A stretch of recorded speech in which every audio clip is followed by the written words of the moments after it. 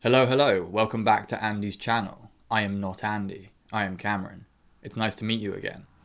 I've already done 2 videos for Andy's channel. If you watch everything, you've probably seen me already, and you'll probably see me more in the future, so get used to this face. Today I have realized that the last couple of videos I've done for this channel have been very mindset focused, very what I would call almost wishy-washy attempts to remodel the minds of the people that follow this channel, the people that follow Andy and me and our community. What do I think I need you to focus on with mindset to get ahead? So today I thought I'd throw all that out the window for one video and give you a very practical, what's the word I'm looking for, to the boots on the ground, experience-based guide. And this is going to be getting laid while traveling, which is something of an expertise of mine that Andy doesn't really have. So I'm trying to plug the gaps, in his arsenal and come out with some stuff that maybe he wouldn't have on the channel. Because Andy hasn't really traveled as far as I know outside of Australia. I, on the other hand, met him in Australia, having originally been from the UK.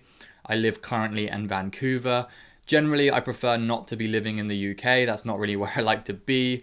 I said this to him in a really really loserish kind of way, but I said that my soul feels better outside of the United Kingdom. And in that regard, it means I'm always traveling. It means I'm always trying to get away. During the pandemic, I basically packed everything up and moved to Mexico during one of the COVID lockdowns because I couldn't be asked to be in the UK anymore during the pandemic stuff. And that gave me a really good insight into Mexico. So I have a good insight into traveling Australia and getting laid there, Vancouver and getting laid there, United States as well, that's also a foreign country to me, maybe not to some of you, Mexico, and most of Europe when I've done interrailing around Europe. And I'm going to be, expanding my horizons, probably going to South America, going to Asia. There's loads of places I want to go in the future. So yeah, I have got bona fide credentials to talk on this subject. I also sent the list of everything I had to a couple of guys who I also know are completely legit and get laid while traveling too, and they gave me some feedback. One of whom goes by Ask the Dom on Andy's forums. He's an absolute legend, and I'm sure you'll be seeing more of him soon on Andy's channel and mine. It'd be good to ask him some questions. Sorry, I got a popcorn husk in my throat. Ugh.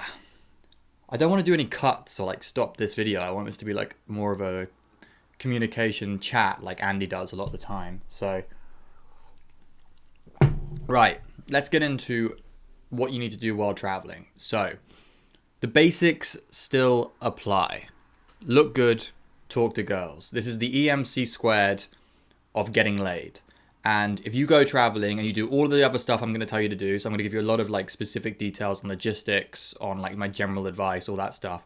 But if you do all of that and you don't get any results, it's either because your looks aren't in check or you didn't talk to enough girls. Because those are the 2 basic fundamentals of this game. You gotta look as good as possible, dress as well as possible, max yourself out, and then play the numbers game. Find as many girls as you can, talk to them, and find the ones that like you. That is the game fucking solved. Yeah, we don't need to have any more debates about pickup and all that shit. I think if you're watching this channel, you already kind of understand this. So that's fine. But a lot of what I'm going to talk about next is going to be kind of ignoring those basics. I am going to be talking about how you find girls to talk to, but a lot of the travel guide needs to be around how do you find girls when you're in a place you're unfamiliar with, and setting up logistics so that if you do find those girls, you then don't have any trouble getting them back to yours in unfamiliar surroundings. I've got a list here I'm just going to go through as well. Oh, I'm not going to talk hostels. That's an important point. So I spent the first 3 years of my travel life. I went traveling when I was 24, and I've basically been traveling ever since, and I'm 30 now. The first half of that I spent mostly living in hostels, and I wrote a big hostel guide for Andy, and I'm going to ask him to pin it in the comments below. So if you have you're younger, you haven't got as much money, and you have the idea that you want to go traveling and you're going to use hostels, I have you covered. But this is going to be more about what I advise to guys who are a little bit older, guys who've got a little bit of money and they can afford to do this, and they don't have to, slum it in hostels. I guess if someone wants to comment and ask for a proper video on hostels, I'm happy to do that. But I did write basically all I know about hostels in a written guide for Andy. But I will do a video if it gets requested by if one person requests, I'll do it because I want to fill out some more videos for Andy's channel. So let's break down how you're going to find girls to talk to And now, obviously, I think the best approach is going to be online. Now, the reason for this is primarily on Tinder. There's a part of Tinder that allows you, if you have the pro version, so you have like platinum, it allows you to passport to a different location. Now, what a lot of us have been doing, those of us who travel and want to get laid, a lot of us have been passporting to the locations we're going to a couple of weeks early. Some people call this pipelining. So basically, you're trying to get in with the girls who are already there, and you're trying to get numbers and WhatsApps primarily. I definitely have WhatsApp if you're going traveling, especially you Americans who don't really have WhatsApp. Download WhatsApp. It's going to be very useful in like Europe and South America and basically everywhere that's not the US. So have WhatsApp and be trying to get off Tinder a couple of weeks early, the WhatsApps of these girls. And not only will they be like the dates when you arrive, like you could have a date on the first date you arrive from pipelining. They will also be potentially like your guide to tell you before you get there, like what to do in that city, where to go, where the date spots are. Like they could suggest a date spot that you end up taking more girls to. So that's one method that I have for you. And I think online is going to be the main way most guys, because a lot of you will be able to approach, that's fine, fair enough. I'll talk about approach in a second. But because of this passport feature online, it has this like just this ability to pull in way more leads ahead of time before you get there. So you feel like you are actually going towards something before you even get to the destination. Now, moving on to approach, it's really important that you know how to communicate well in that country for you to be doing approaches. I've seen all these videos of people doing stupid shit online where they don't say any words and stuff like that. That's all great for the cameras. But in my experience, and mostly I've approached on a nighttime, you do need to know how to communicate well with the local girls. And that's like a general point about the language, which I'm going to talk about when it comes to dating later, like going on the dates. But you want to have conversational language, and typically like English is going to be pretty good everywhere. I've been most countries I've been to where they don't speak English as a first language, especially like younger people tend to have a decent grasp of English in a lot of places. You'd be surprised how good the English could be in certain areas. So yeah, know how to communicate well. I think this is a general good point about approach, but you do have to know how to communicate well on approach to get better results. And screening effectively. Screening is incredibly important in general for like traveling. Like screening is going to save you so much time and have you not have your time wasted by girls who don't understand what the situation is, i.e. you are not going to be there forever. So I'm going to talk in that in a bit more detail later. Social circle. You'd probably expect me to say this is not really possible. I disagree. I think it's not impossible. I think it's difficult, and I think maybe your time and energy is not best suited to trying to build a social circle in an area that you're not going to be in past like a month. But I've managed to do this. When I was my most recent travels, when I was left Mexico, I went straight to San Diego, and I was only there for 3 weeks, and I built this crazy great friend group that I'm still in touch with. And I did that completely by accident, meeting a girl on a night out who wasn't a pool or anything like that. We had very friendly vibes, and so I wasn't going to go for her or anything. Then she basically dragged me into her friend group and ended up getting with one of the girls that she knew, like through work.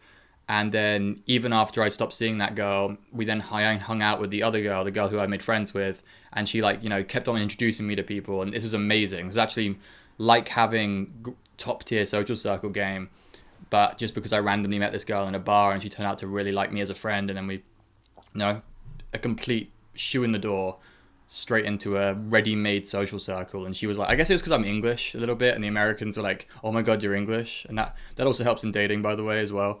So yeah, that was an eye-opening to me. I've done it before a little bit. It's probably easier in hostels to build social circle, and I said I'm not going to talk about hostels, but like if you're in an Airbnb, if you're in a hotel, you're going to have to be really good at picking up like making friends really quickly, and like especially like breaking into social circles, which is its own skill in its way. You have to be good with groups, you have to be good with understanding who to make friends with. So there is that. I think it's doable. I would focus more on online than approach, especially online. Like I think online makes it just farcically easy to get leads now and like follow up and get dates. So I wouldn't stress too much if you don't think you want to go down social circle, or even if you don't want to go down approach, because there will be enough from online, especially if you have a good profile and you're already good looking. So next point I wanted to make was prioritize your logistics. So we found the girls. Whatever you want to do, you've found the girls in that area. Before you get there again, you need to prioritize your logistics. So your pipelining, you can probably find out via Tinder where the best places are in the city as well. If you want to do a little bit of like conversation on Tinder, asking where the best places are, they might give you a good idea of where like the best like nightlife is, that kind of stuff. And prioritize your logistics so that you have a really good base somewhere in the city center, somewhere in a highly densely populated area, or especially near the nightlife of that city, like in the downtown or whatever. The other thing you need to know is how are you going to get around once you're there? Like if you have really good logistics, you'll be like walking distance from where you're going to be or have your date spots. But if you aren't, you're going to need to know if they have Uber in that city. You're going to need to know if they have good transit in this city. Just know how you're going to get around. This is something I'm going to recommend for specific. So if you have a friend who's been to that city, just like get information, get as much information specific to that city as you possibly can. Even better if there's someone who can get laid. If they're a guy that actually is single and gets laid a lot, even better, because they're going to give you like the best specific advice for that city. Like they'll give you date spots, they'll give you like the best bars to go if you want to do some night gaming, they'll do all of that stuff. So they're asking someone about a specific city, obviously fantastic if you can do it, but not everyone knows like legit players like in person. I understand that, so that's fine. Go onto the forums. Actually, you can go onto Andy's killyourintheloser.com/forums, and you can just maybe post an article in Meetup talking about specific locations. Just ask people about a location, or maybe in your own log, ask people about a specific location. I wanted to say as well, I mentioned Airbnb or hotel over, and I said I wasn't talking about hostels, and this is very specifically for a good reason. You want your own Airbnb or you want a hotel room, I prefer you get your own Airbnb. The reason for this is you want your own space and you want to be able to pick really good logistics. That's good. Hostels will actually have good logistics. It doesn't matter. I'm getting dragged. My mind is trying to drag me towards talking about hostels. Its own video. I'll give it its own video. But an Airbnb in the city center, the reason for this is hotels can be weird in some countries when it comes to like bringing girls back. I've had that experience in a couple of places where they like the guy at the door was very iffy, especially countries that have like a lot of prostitution. They tend to like not be great about like allowing people to bring girls back. So I would prefer it if everyone got an Airbnb or a hotel. Maybe you're there for business as well and you can cop like a really nice hotel, fair enough. But an Airbnb is going to be like the better choice if you can afford like the whole Airbnb. If you go somewhere like Mexico or anywhere in South America, they tend to be really affordable. You can be able to get like a whole loft to yourself for like the equivalent of what you pay for rent back home. Pretty good. So I said, I've already said about conversational language there. It's like best to have some level of conversational language, or at least a common language that you're good at. I know a lot of Germans typically speak English when they go to like Spanish speaking countries, and it's like because that's the common language that people will know.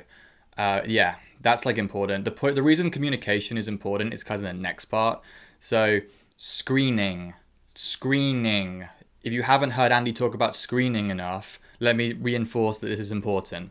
And the reason this is really, really important is that you're not there for the long term. So you need to be upfront and clear that you aren't offering anyone a relationship, and you aren't going to get girls who are looking for that kind of committed relationship. You want girls that are looking for a little bit of short-term fun. And like sometimes you get these weird maybe middle ground girls who aren't really into that shit, but they'll come and meet you anyway. And that's like the most annoying ones. Got the girls who don't really know what they want, and then they get in the situation and they're like, oh no, I don't want to go any further with you. So you want to be really hardcore screening for girls that are like, just down to not waste your time, and they're down to like come and have a fun time with you. What you want is like someone, maybe a local, who wants to meet the guy from wherever you're from, and like, show you around, get to enjoy like showing their city off to someone new, but they would also be up for having some fun with you. That's what you're looking for. The other thing I'm going to do is my big tip. So my big bad boy, big cam tip. Prioritize fellow travelers. If you meet them in the bars, if you meet them on the apps, if you meet them in hostels, they are after the same thing. This is why. They're usually, if they're looking to get involved with a guy, after the same thing as you, because they're on holiday, they're in travels, they want to hook up. A lot of these girls who are traveling, they've been out maybe for a couple of months, they want to hook up with the guys that they meet while traveling. And sometimes they're way more like likely to hook up with you than the locals. So it's like they want a bit of temporary companionship and a little bit of fun. And that's why I love mostly trying to meet fellow travelers when I travel. The best place in the world for this is Vegas, because in Vegas, and I know this isn't really traveling for a lot of the Americans who watch this, but as a foreigner, I'm allowed to count Vegas as like a foreign travel place. In Vegas, you don't want the locals get annoyed if you're someone who's there on holiday, and the other locals are like prostitutes. So what you really want are other people who have traveled to Vegas, and those that you basically want to ignore all the locals and ignore all the girls who are obvious prostitutes, and just go for the girls who are also staying in the hotels and are also only here for the weekend. And I feel like doesn't just apply for like party places like Miami and Vegas and like Cabos and Cancun. It also applies generally across the entire like traveling network. If you meet fellow travelers, you're probably going to have an easier time with those girls than you will with the local girls, because the local girls are probably going to have a higher level of wanting like relationships and wanting to go on several dates, whereas the fellow travelers are going to be probably more up for short-term fun, even if they're not prepared to do that back in their own country when they're traveling. You know, all the rules, all like those socially constructed rules go out the window a little bit, and it's just a little bit easier to get them to have some fun. So cool. Prioritize fellow travelers. So I'm going to summarize a little bit. So you're finding girls, whatever your preferred method is, but I probably recommend online, especially because you can pipeline, and then you can do some approaching as well to supplement. Prioritize your logistics when it comes to planning where you're going to stay. So in the middle of a city center, I'd prefer you get like a whole Airbnb to yourself, but hotels are okay too. And then really focus on screening for girls that are looking to have a little short-term fun and understand that you are a traveler and that you're not there for the next year and you can't give them a relationship. I hope everyone understands. Oh, I guess like, can I give you like actionable advice, I guess, on the screening? Like you can just send a message saying, hey, I'm only in town for this however long, like a couple of weeks, but if you want to like have a drink, see where it goes, give me your number. That's what the message I would send. So yeah, that's the actionable advice. That if you don't do anything else, but when you're traveling, you send that message on Tinder, that would probably be enough. Just hardcore screening. But everything else I said in here was pretty good too, I think. I hope. All right. Peace out.